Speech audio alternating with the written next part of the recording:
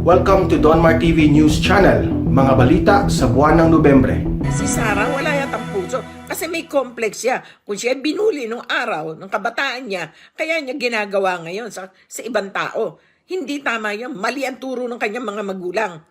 Hindi tama yun. Hindi ako magtuturo sa mga anak ko at mga apo ko ng ganyan. Imbis na makatapos yung mga bata, maging maganda ang future nila, ang ginagawa ninyo, inuudyukan nyo. Anong klase yan? Mga animal kayo, ako naranasan ko yan. No, ako nga sa Pampanga. Nakilala ko si Sumulong. Yan, sasabihin ko sa inyo. Mga commander na yan. Kung hindi ako matalino at hindi utak ko, di sumama na ako doon. Hindi ako ganun kabobo katulad ng iba. Dahil sakim nga kayo mga kongresista na nandiyan sa kongres na 6. Tanggalin na yan, mga hayop na yan. Ng mga tao, yung mga ina umiiyak, nagkakaawa, ang ginagawa niyo, mga katuwiran niyo, puro baluktot. Gusto niyo lang dahil politika kayo? Hoy, ang politika ay wala rin. Kung walang politika, wala. Kung walang tao, wala rin politika. Gago kayo, mga animal. Buwisit kayo, nakakakulo kayo ng dugo. Kung talagang matapang kayo, kayo pumunta sa bundok at lumabang kayo. Hindi yung ganyan. Wala rin kayong bayag. Mga duwag kayo. Dahil ako matapang talaga. Dahil paninindigan ko. Tsaka matanda na ako, mawawala sa akin. Natigman ko na sarap ng buhay. Kayo, ginagawa ninyo? Ginugulo nyo ang mundo. Imbis na hindi na magulo. Wala na ngayong mga komunista kahit dito sa Europe o saan. Wala na. Mga demonyo kayo, hayop kayo. Kongresista na nandyan sa Congress na 6. Pwede ba, wag niyo sabihin ang mga komunistang yan na nasa bundok, yung mga nire-recruit ninyo, ay hindi terorista. Terrorist sila. Alam na alam ko yan.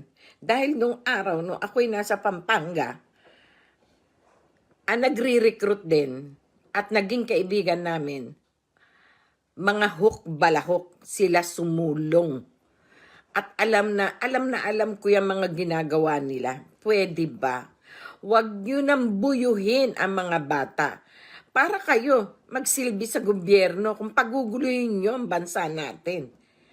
Ang gulo-gulo na nga, ginugulo nyo pa. Mahiya naman kayo mga kongresita, kayo si Sara Silago, Teddy Casino, o si Sarate, o kung sino pa nandyan. Kayo nagsusulsul sa mga kabataan.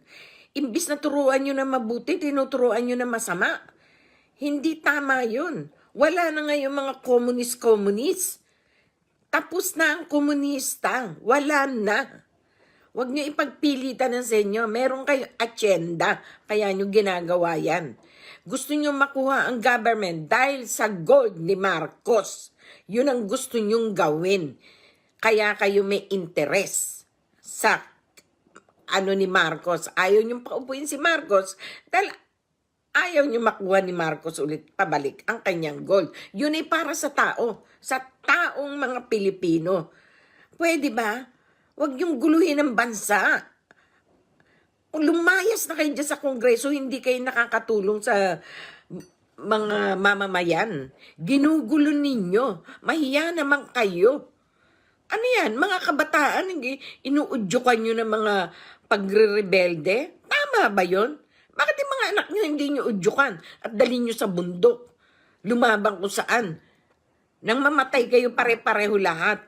Gobyerno, mga sundalo na ang inaano nyo.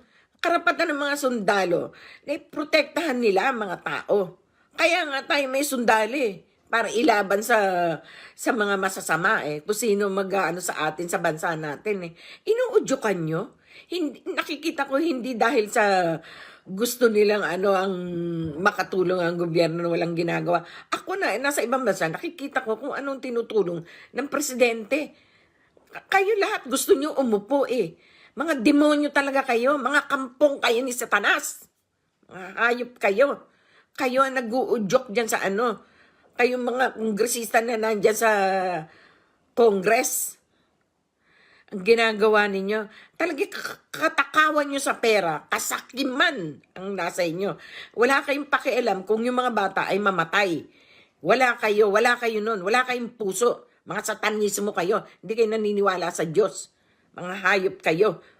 Itigil nyo na yan. Walang mangyayari at wala nang ano sa inyo. Ito naririnig ng buong mundo. Ang sinasabi ko, gusto nyo ba Germanin ko pa para maintindihan nilang buong mundo? Kung ano sinasabi ko? Pambihira kayo. Kayo nag-uudyok sa mga kabataan. Isipin nyo 9 years old, 13 years old, ginagawa nyo ng kriminal. Ano yun? Kayo nagtuturo na maging kriminal ang tao. Kayo na mga sakim sa kapangyarihan, sakim na makaupo. Dahil kaya kayo nag-i-interest na makaupo dahil gusto nyong makuha yung kayamanan ni Marcos. Kanya yun kung ibinigay ba ng kusinong nagbigay sa kanya, no? Wala na kayong pakialam doon. Bakit ninyo pinag-i-interestan nyo hindi inyo?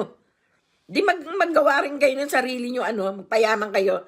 Wala kayong kasiyahan sa buhay ninyo. Hindi kayo nasisiyahan kung anong meron kayo. Sana parusahan kayo ng Diyos. Sana matunaw na yung mundong to para wala ng kriminal, wala ng mga satanas na katulad ninyo. Mga hayop kayo. Mga bata na gustong mag-aral, gustong makatapos, gustong matupad ang kanilang mga pangarap, inuudyukan ninyo? Ano yan? Tama ba yan? Katuwiran nyo ba yung ganyan? Na gusto sasabihin ni Teddy, ano nila yun eh. Gusto nila yun eh. Hindi, kayo nag-iudyok. Gusto nyo kayo nakatinga kumando. Sila ang inilalaban nyo sa gulo, sa gera. Para kung mamatay mga bata, tatapon nyo na lang doon sa hukay, wala na, tapos na. Hindi na makikita ng mga magulang. Kaya kayong mga ina dyan sa Pilipinas, ipaglaban ninyo ang inyong mga anak. Kasi ang lahat ng ina pumunta dyan sa Manila at anuhin niya mga hayop na yan, na mga kongresistang yan.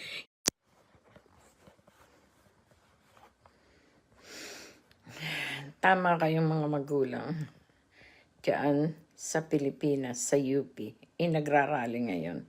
Paglaban ninyo ang inyong mga anak, lumabang kayo at huwag kayong tumigil. Paglaban nyo silang mga bata, kaawa-awa mga bata. Magkaroon tayo ng pagkakaisa ng buong Pilipinas.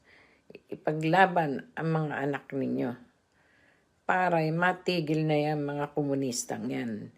Tsaka yan si mga nasa Senadong 6 na yan, sa Congress na yan, na 6 na yan, sila Sara Ilagot, Minares o kung sino pa yan nandyan na 6. Yung tawag dito, anong pangalan yan, yung mga nakaano dyan sa Senado, 6 na yan. Palayasin na yan dyan, mga demonyo yan, mga satanas yan. Ako nagagalit din, mga hayop na yan. Huwag kayong umurong sa kanila. Magkaroon tayo, dapat talaga magkaroon ng revolusyon against sa mga yan, na mga kongresistang yan, na nandiyan sa Senado. Dapat lang makinig kayo mga kabataan at yung mga magulang na nandiyan sa UP ngayon. Paglaban ninyo sila. Huwag kayong tumigil. Yun lang ang aking masasabi. Nakakaawa mga bata. Nawawala sila. Dinala sila sa bundok ng mga komunistang yan. Napakawalang yan ng mga yan. Nakakakulo sila ng dugo. Alam niyo ba? Sarap pagpapatayin niya mga nasa sa Congress na yan. Na 6. Hindi dapat yan nandyan. Mga satanismo yan. Ako, impuso ko, talagang sa galit na yan eh. Nabubuisit na ako. Kakabuisit. Wala bang magawa si Presidente dyan? Naggawin yan, palayasin yung mga hayop na yan. Ikulong yan. I-declare nyo ang bitay para matakot sila. Bitayin lahat yan. Pasabugin yung bundok na yan. Pero alis nyo muna yung mga bata. Buisit na yan.